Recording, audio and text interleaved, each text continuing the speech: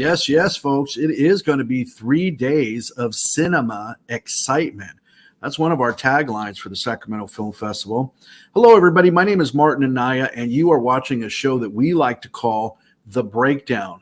This is Film School 101, all things filmmaking. This is normally a program that we do every month. However, for the next 3 weeks in the run-up to the Sacramento Film Festival, the California Film Foundation is going to be presenting this program for you so you can learn about and meet the filmmakers for the upcoming 28th annual Sacramento International Film Festival. And we got a doozy for you tonight. A little bit later, we're going to meet a gentleman by the name of Jack Kohler. Now, for those of you who that name is familiar, you may know him because obviously he's been on PBS. He's had shows on PBS. Well, he and his co-director are going to be here with us with a new movie that they have done called Gift of Fear. This is a native produced film, a drama that we're going to be showing on Saturday, August the 19th at about 6:15 in the evening. And all this information, by the way, that we're going to be giving you, guess what, can be found right there at that website, californiafilm.net. So if you get excited about something but you don't remember, just write it down right now, californiafilm.net, and you can go get all the deets. You can get tickets. You can see trailers. All the trailers are up right now, and we're going to actually show you a trailer for this movie. So I'm very excited about all that. But you know what else I'm excited about? My co-host. That's right. My co-host is a young lady who we have known and who has been a supporter of the California Film Foundation and one of our dear friends and most closest advisors for a long time. Her name is Bunny Stewart. Oh, Bunny, where are you? Oh, there she is. Hi, Bunny. Hi, Marty. Thank you so much for having me on, and thank you for that wonderful introduction. Oh no, are you kidding me? It wasn't even as good as it needs to be. Let me tell you, because not the least which reasons, Bunny, and I'll get right into this with you. The reason why I wanted you to come on here tonight in large part is because one of the things that I'm getting these questions, Bunny. When are you going to do fashion on film? When are you going to do fashion on film again? So real quickly, while we're not going to do the big fashion on film program at the film festival, we are going to do something, and I'll tell you what that is in a second. But Bunny, for those uninitiated, tell us, what is fashion on film from your perspective? What is it? Fashion on film is the mixed media genre of live runway shows, short films that celebrate fashion, and showcasing local designers and filmmakers. And it's just a really amazing mix of ingredients. It's like the perfect muffin. I like it. The perfect muffin. Well, let me tell you, it is showcasing local designers, local models, local filmmakers, local photographers. Think about it. All the stuff that comes into fashion. Moi, what's moi? I know you're a moi. What is a moi, buddy? Moi, like MOI? MUA. What is that? Oh my gosh. Oh, okay. I thought you were talking about the French me. I know. I threw a curveball. What does MUA mean? I'm a makeup artist, a professional makeup artist with a lot of experience and done runway, weddings, commercial. I specialize in commercial and print makeup. So. And we're going to have not only Bunny, but we're going to have, because when we do fashion on film, it's like literally like 100 people backstage. I'm not kidding you. But hair, makeup, designers, stylists, fitters, all this stuff, and probably about 50 models.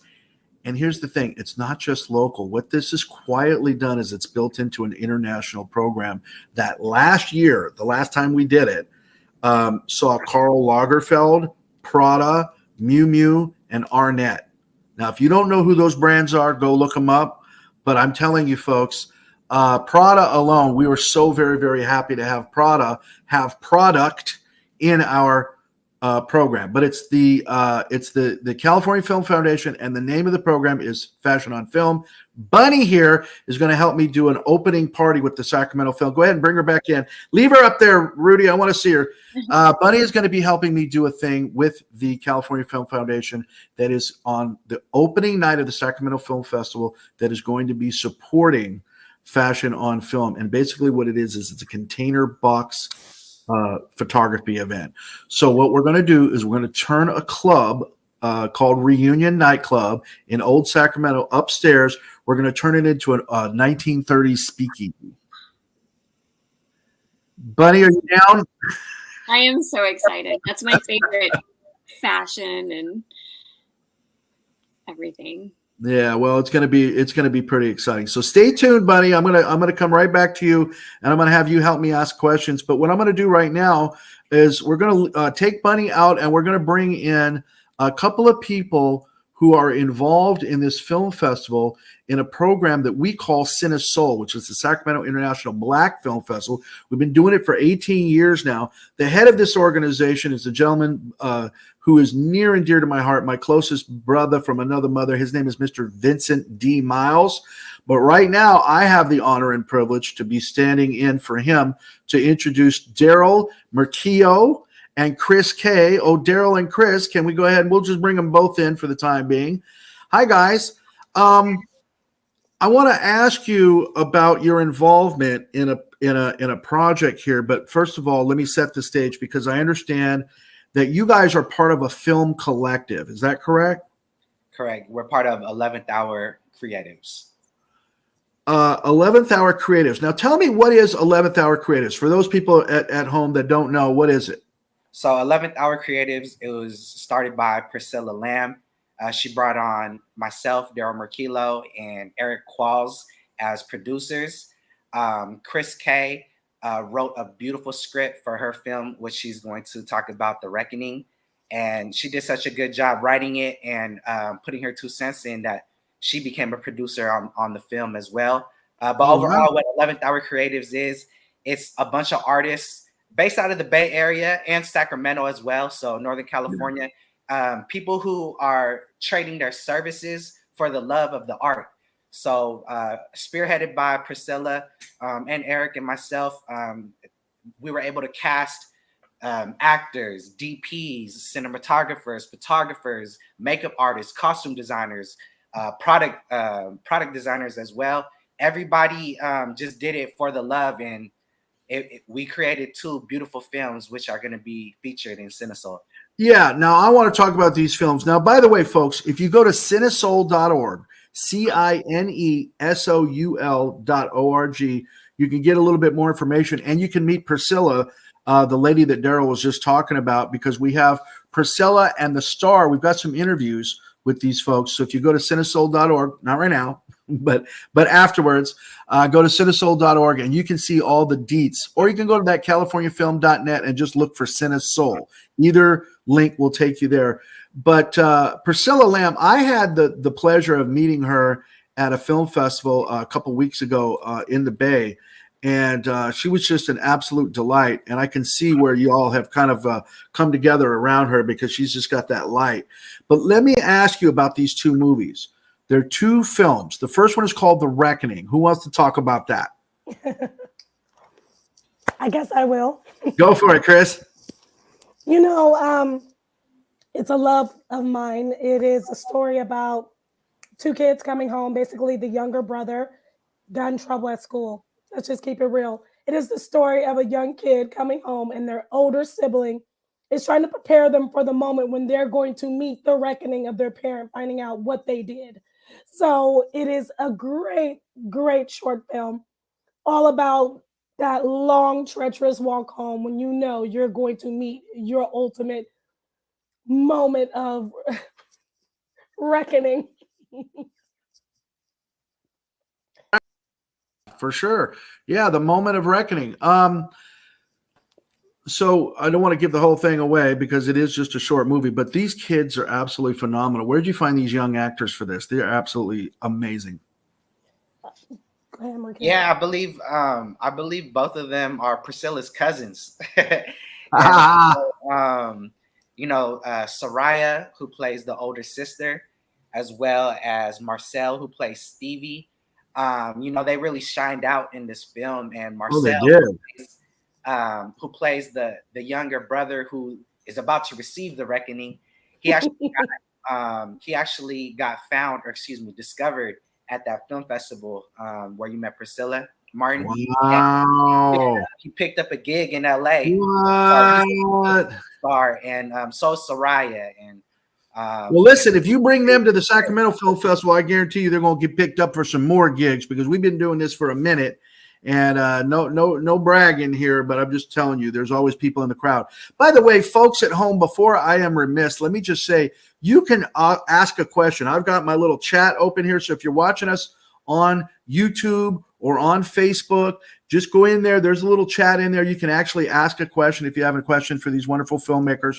In a moment, we're going to bring on Jack Kohler and his amazing feature. That's going to be playing on August the 19th. That's called Gift of Fear. And all this can be found at that californiafilm.net. What I'd like to do real quick is I'd like to bring Bunny back on. Is Bunny out there now? Bunny, I know you're just sitting here for the first time hearing about these wonderful filmmakers. Okay. Is there any questions that are coming up for you about these kids or about the talent? Or, I heard him say they're bringing together all these creatives and talent. So. Oh yeah. I was wondering who wrote the script for that. That's Chris, right? Were you the sole screenwriter, Chris? Yes, I was. Now, Chris, I just was this something that you remembered from? I don't want to give it all away. I think you kind of gave away a lot right there, because when the movie plays, it plays like one kind of movie, then it becomes another kind of movie. So I don't want to give it all away, but was this came from your background? Is it because you're a parent? I mean, where'd you get the idea for this?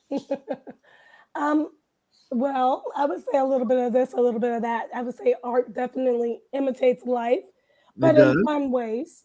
It does. Fun ways. This is definitely a cultural piece, if you will.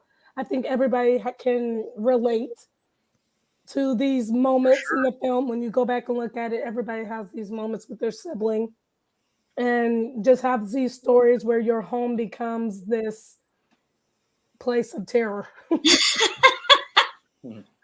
All right, I'm gonna stop you right there, because it's a short movie. I don't want to give it all away. It's amazing. Now, the second movie is.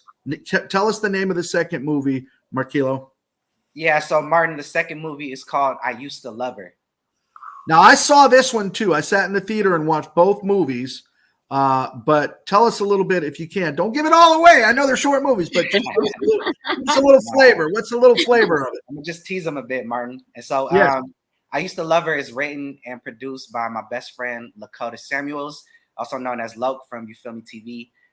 It's directed and also produced by Kayla Robinson, and then produced by Priscilla Lamb, Eric Qualls, Daryl Marquillo, myself, 11th Hour Creatives. And it's an all Black production, all Black written, all Black starring. Priscilla is in it as well too.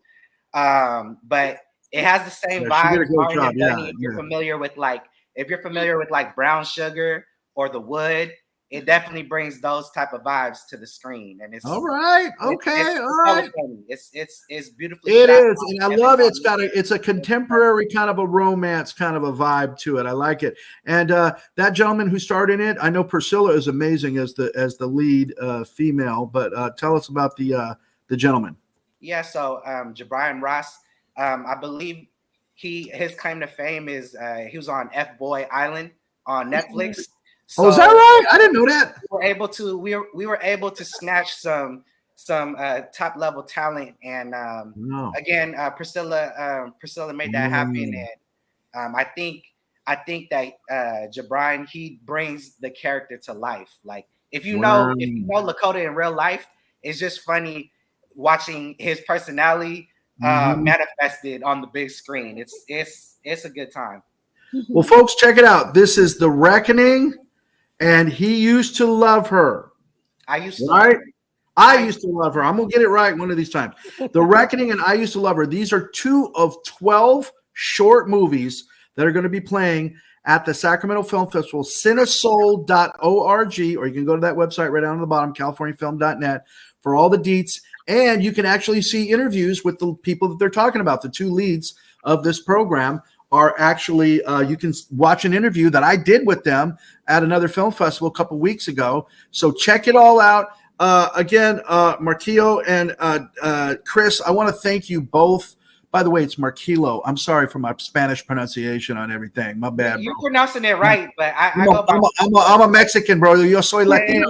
I mean, we just got to put that on there. We can't help ourselves. But Marquilo and Chris, we want to thank you both. Again, it's August the 20th. And by the way, there's going to be a very, very special guest that's going to be there to greet you all. So I'm going to keep that under wraps for the time being. But Bunny and I will return in just a moment. And we're going to be talking with Jack Kohler and his co-director for the movie Gift of Fear. Stay right there. We'll be right back.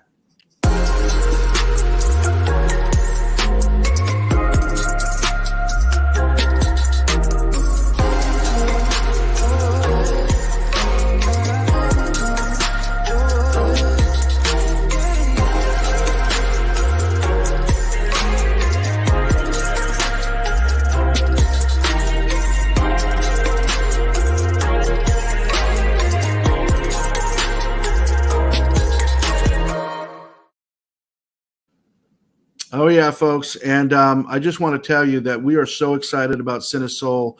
There was a long time ago that a young lady who worked with CineQuest, actually, I had occasion to meet her. She was trying to put together a Sacramento Black Film Festival at that time. I'm talking about like 2003.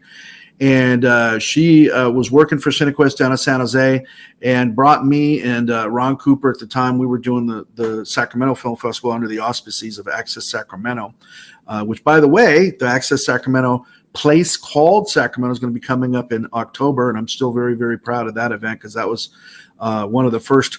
It was literally the first incubation project that Ron Cooper and I put together with tons of volunteers and was the first barn raising project. We're going to have a 48-hour film festival as part of our deal here. But the fact of the matter is that when we were starting to do this thing, we were studying other film festivals. We got an opportunity through this young lady named Julie to meet Spike Lee and to hang out with him for a full day. Of course, all he wanted to talk about was basketball and the Kings and Chris Webber going to the Knicks.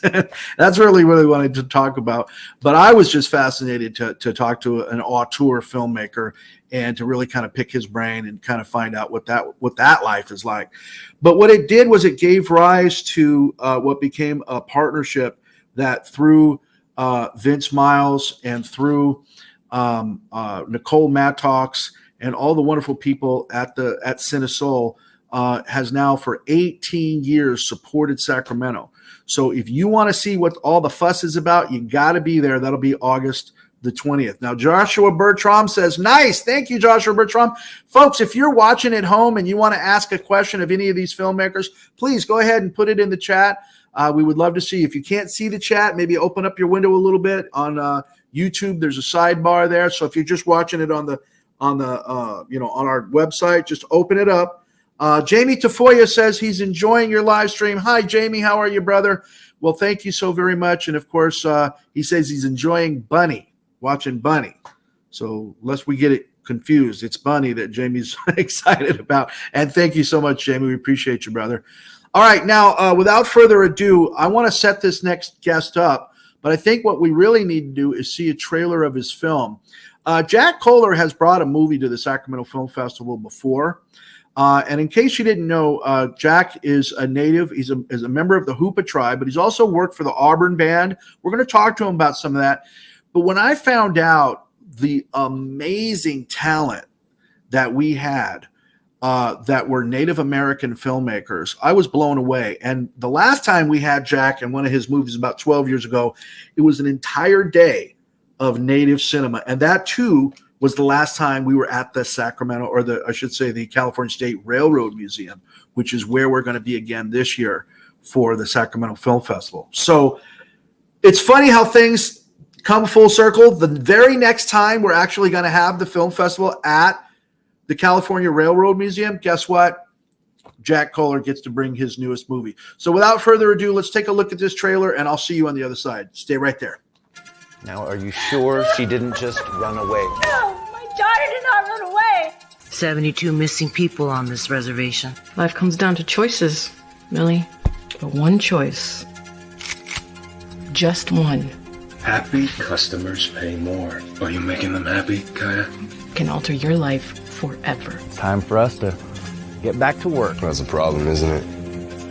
Nobody thinks this is their work. Look what she did to my face! Our girl should not run away. Sidewinder. Milli, Milli, come out and play. Somebody knows. Do your job. Why did you stay away? There! Take yours!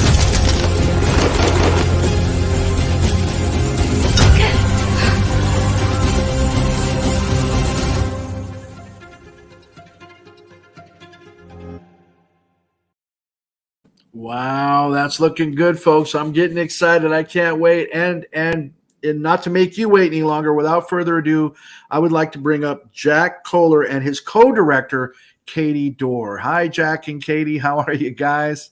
Hey, Marty. Hi, Marty. Wow, man. This is a very exciting looking movie you got here.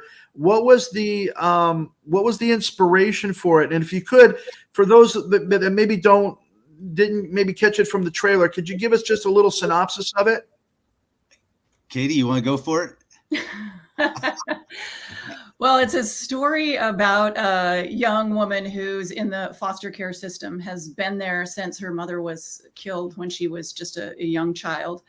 And she's finally found a kind of a family for herself with a MMA team. She gets attached to an MMA team. And the gang that she used to run with comes back and tries to re-involve her. Mm-hmm. And when she turns them down, they end up kidnapping her girlfriend, and she decides to go do something about it this time, since she wasn't able to do anything with her mother. So it's a very exciting story of revenge, but the important part is that this is based on a real issue in the Native communities of missing and murdered Indigenous peoples, and Jack can tell you more about the. Yeah, well, I do want to talk about that, but this I got to say, the young lady that you have, what is her name? The actress that plays the lead in this, Isa Antonetti. Yeah. And is she Native herself? She's part Native. She's Taino and mix. I gotta say, she's just actually amazing. Was it just an open casting call, or how did you find this lovely, amazing young actress? Well, I scoured backstage for 6 months. Okay. She was the very last person that we found. Really? And we auditioned quite a lot of people for this role. Wow. She just sort of had the heart of the Milli that we needed. And we found her. She's a student at Oberlin. Carnegie Mellon. Carnegie Mellon. Oh, Carnegie Mellon. Oh, well. Yeah. No, that little place. Yeah. But this was her first. Cool. This was her first film. She's only done stage productions before this. Wow. Well, that brings up a whole line of questioning about a stage actor transferring over to film, but I'll save a lot of that. But for our audience's sake, because again, this film, Gift of Fear, is premiering with the Sacramento Film Festival. You can find out all about it at californiafilm.net. But I'm going to tell folks, you better get your tickets now, because Jack and Katie, I got to tell you, those tickets are kind of flying. So people are getting excited about this already. So if you get excited, you better get on it now. Don't wait till the last minute, because I'm pretty sure this one's going to sell out. But let me ask you, as far as it relates with this issue of people that have gone missing on Native lands, what is that? What are we talking about here? Well, so recently the new director, the Secretary of why am I messing up the name? The Interior. Secretary of the Interior. Secretary of the Interior. Oh, who herself is a Native, the very first Native Secretary of the Interior. And I wish I could remember her name, because guess what? She's from New Mexico, where all my family are from. My family are Yaqui, Apache, and Pueblo. So, I mean, the one thing that I think she is she a Cherokee? I think she's the one tribe that we're not. But still, we're like, hey, New Mexico. But anyways, so what did she do? I think she's a Pueblo. But she created the new Missing and Murdered unit. and they started to tally the actual numbers, and they gathered information from Canada and the United States, and the actual number is 9,000 missing women. Now, just to give us some context to that, is that a sizable? I mean, one is sizable, but I mean, just saying, is that a lot? Well, because if you're saying, if you thought about it in terms of the entire United States, yeah, maybe only make up 1.5% of the United States population. So that's around 5 million people. So 9,000 missing women out of 5 million. Yeah, that's a lot. Okay. Yeah, go ahead, Katie. No, I was just going to say, Deb Holland did her research, but even on our film, it was uncanny how many of the Native cast and crew have been touched by this issue, either with close family and friends or associates. Yeah, it was really, it has a huge impact on Native communities. Well, I got to tell you, your film had a huge impact on us guys.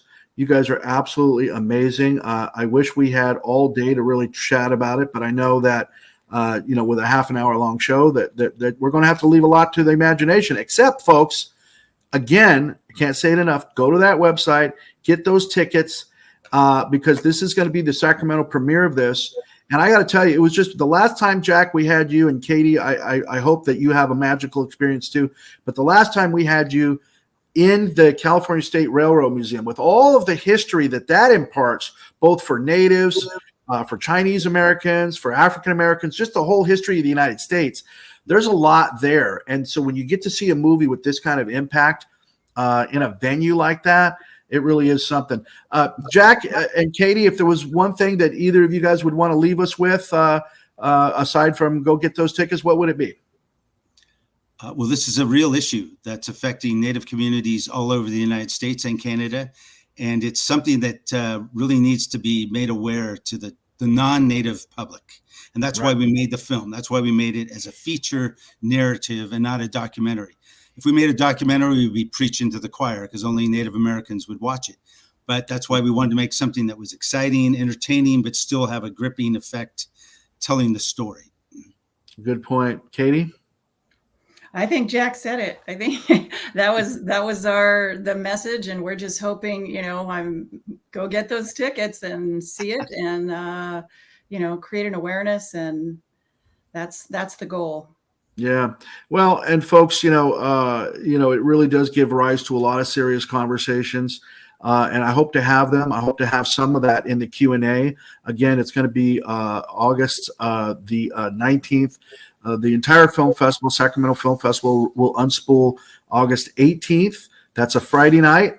And also, too, I want to tell folks at home, there are 48 hours. Go ahead and put that back up, Rudy. The 48-hour program, which you're looking at right there, is also going to be taking place. And there's going to be $1,000 grand prize winner. And by the way, while I'm at it, I want to encourage you to go see Gremlins on August the 4th at the Crest Theater, because Zach Galifian himself will be there. This is a thing that we're doing in advance of the Sacramento Film Festival. Yeah, that's right. How many people remember that movie? If you don't, you gotta take somebody to that. And if you're the first 2 people to sign up on our website right now, we'll even get you a free pair of tickets. Okay, so you got to sign up for the August 19th, and we'll get you a free pair of tickets to Gremlins on August the 4th at the Crest. Jack, Katie, and then I want to also, if we could, just bring back in Bunny real quick. Bunny, did you have one last question that you would like to ask these wonderful people, or are you just too flabbergasted and excited to want to go see their movie?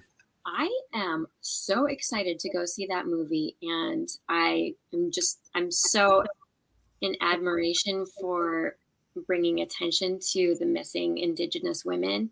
I listen to a lot of true crime podcasts, so I know that it's the number is very unequal. So to bring attention to it, and to have such a strong female lead, I'm really looking forward to seeing that. Yeah. Looks like we got some people in the chat that are pretty excited. Ryan Burris says, I cannot wait to watch. Joshua Bertram is excited, and so, of course, is Jamie Tafoya. Listen, we got to run, folks, but I want to thank all of you. Again, it's the California Film Foundation presenting. And by the way, this is our 30th year anniversary, Bunny. 30th year of supporting filmmakers and film audiences, CFF and SFF, Sacramento Film Festival, August 18th through 20th. Go to that website, californiafilm.net, get those tickets. We'll see you, and thank you so much, Bunny, and thank you guys at home. We love you.